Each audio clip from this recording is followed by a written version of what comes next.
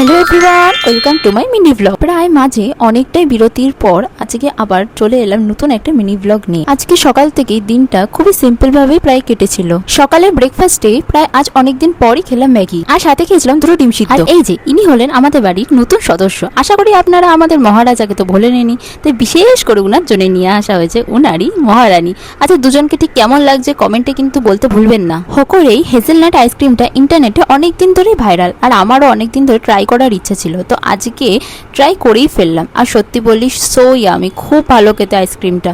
আপনারাও কিন্তু একবার ট্রাই করে দেখতেই পারেন। আর আজকে করব চুলের শ্যাম্পু। আমি সাধারণত চুলে লরিয়াল প্যারিসের হাইলোরন ময়েশ্চারাইজার শ্যাম্পু আর কন্ডিশনার এই দুটোই ইউজ করি। আর স্নান করে এসে দেখি বাইরে নেমেছে তুমুল জোর বৃষ্টি।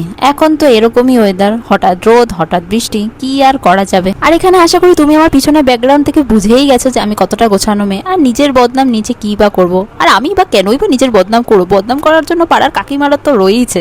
I am right. আচ্ছা, আর আজ দুপুরবেলায় মা চিকেন বানিয়েছিল, আমি আর লোভ সামলাতে পারছি না। দেখা হচ্ছে নতুন একটা মিনি ব্লগে। বাই।